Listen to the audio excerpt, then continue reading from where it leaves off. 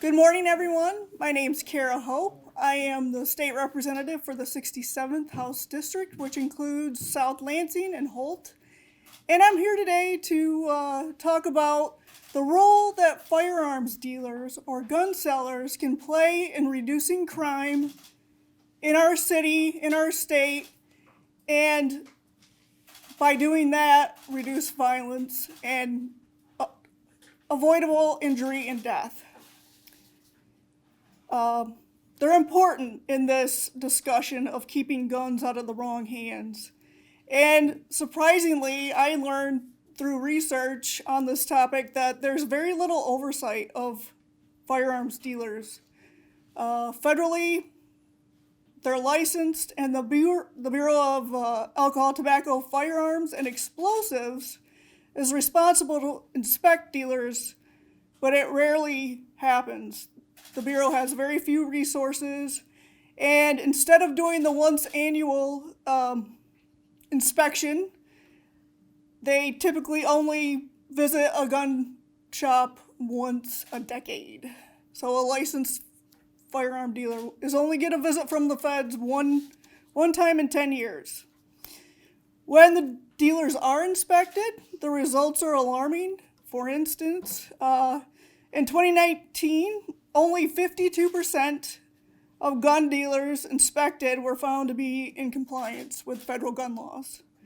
That's an F for people who like letter grades, 52%. Many of these violations go uncharged because the burden of proof for the prosecutor is very high, and serious violations have been classified as misdemeanors instead of felonies. Now, we're not criminalizing gun selling, but we do have consequences for failing to comply. So we want to change this. We've seen the alarming effect of lack of oversight in our own community.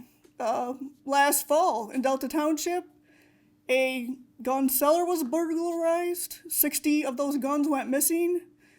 Some have been recovered in connection with the crime, but we have no idea really where all those dozens of guns went. Those can lead to deaths, obviously. They can lead to injury. They can lead to crime. I've been joking that if someone steals a gun, and it's not funny, but if someone steals a gun, they're not stealing it to shoot targets or to deer hunt. They're taking it for a nefarious purpose. So really, the failure to regulate gun stores just lets all of these illegal guns flood into our communities. We can't let it continue. Something has to change. And the legislation we're here to talk about today will save lives. It will require that gun sellers conduct background checks of all their employees. That's one of the bills.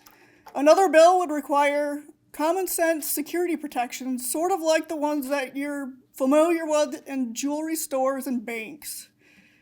The third bill would require sellers to report missing inventory within 48 hours. So if they have a theft or a loss, they need to contact the police as soon as possible.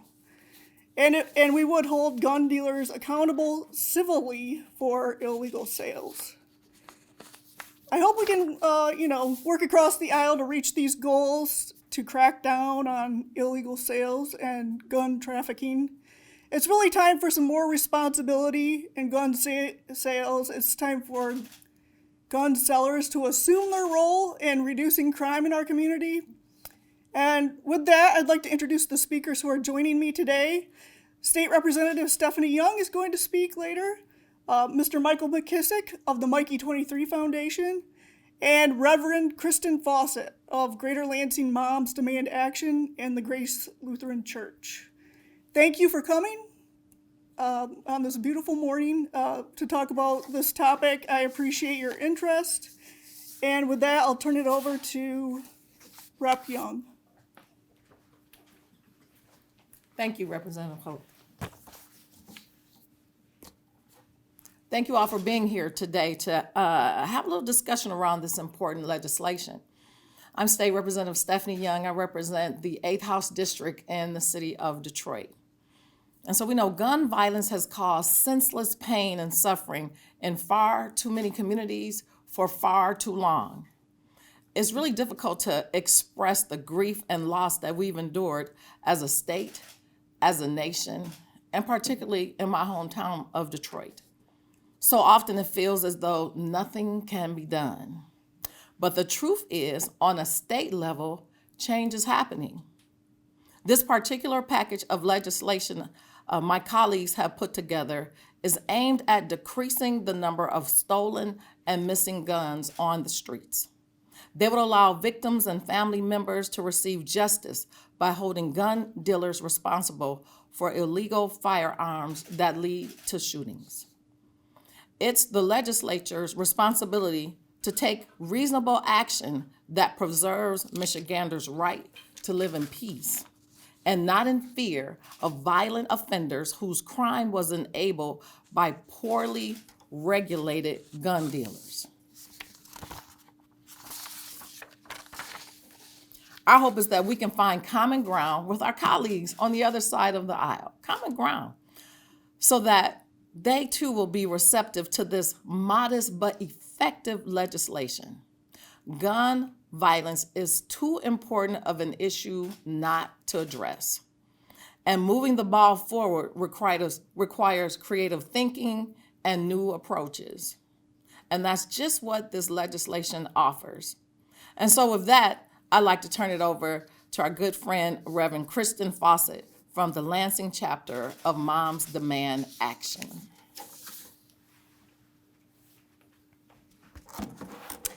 Hello, I am Reverend Kristin Fawcett. I am the pastor at Grace Lutheran Church here in Lansing, and I'm here today on behalf of the Greater Lansing Area Moms Demand Action for Gun Sense in America. Our organization is committed to advocating for public safety measures that protect people and communities from gun violence. We know at Moms Demand Action that the vast majority of Americans do support legislation that makes our communities safer. We do this work at Moms Demand Action through supporting laws that keep guns out of the hands of people who shouldn't have them. We work to close loopholes and to encourage a culture of gun safety, responsibility of gun owners. The Lansing chapter of Moms Demand Action is proud to support this package. The current regulations for federal firearms licensed dealers are not adequately enforced, and this makes all of our communities less safe. Documents obtained by the Brady Center to Prevent Gun Violence found that out of nearly 2,000 gun dealer inspections that uncovered violations from 2015 to 2017, over half of these dealers transferred guns without running a proper background check. More than 200 sold guns to individuals whose background check paperwork indicated that they were prohibited from having them. And dozens made false statements in their official records. Less than 3% of these 2,000 dealers had their license revoked. The current system is clearly not working to keep Michigan families safe. This package will ensure that guns and ammunition are being properly stored and monitored, that employees at gun stores can pass a background check, and that gun dealers report lost or stolen firearms within 48 hours. This package also makes gun dealers liable for damages if they sell a firearm to someone who is not supposed to have one, and that person causes or threatens to cause the injury or death of another individual. Responsible gun dealers can save lives, and they can help keep guns out of the hands of people who should not have them and make our communities safer. I applaud the efforts of Representative Hope, along with all of the other package sponsors and co-sponsors, and I look forward to continuing to work with you to prevent gun violence and make our communities safer for everyone. I will now turn this over to my friend Michael McKissick, founder of the Mikey 23 Foundation. So, background check is necessary for employees. So, I'm Michael with the Mikey 23 Foundation, and we have a program that we train youth the building trade and construction. So, we train not just kids that's from 9 to 17, but we have 18 and over with apprenticeship program with the young adults. So, in order for to train the youth, and we have instructors, they have to have a background check. So if we didn't have a background check for individuals that's coming to train the kids, then therefore we won't know what type of individual that we're having on our job site. And so parents entrust Mikey 23 with their kids. So if they can't pass a background check in regards to training our kids, then therefore they can't come on the job site. Michael was murdered August the 1st of 2015. And so having the background check for employees is very important. And overall, the background check should be enforced all the way around. Because my son was murdered, and one of those guns that could have been stolen or could have been placed in the wrong place, or not, as my friend said, my pastor says, that it couldn't have been in a safe place, could have been one of the guns that's been used to kill my son. And as of the date, my son's case is still unsolved. So as a father of a murdered son, I don't want nobody to feel the pain that I feel on his birthday. I don't want the parents to feel the hurt when the holidays come up. Mainly the one that just passed Father's Day. Father's Day just passed by, and it's a numbing feeling coming from a father that lost their son. And so this has been 7 years ago, August the 1st of 2015, and it still feels like it's yesterday. And I know we can come collectively together to solve these issues, and it's very simple. And I want to thank, Representative Hope for inviting me to speak today. But this is just the beginning. This is just the beginning of what we're trying to do for the community as a whole. This is not a Republican issue. This is not a Democrat issue. This is a human issue.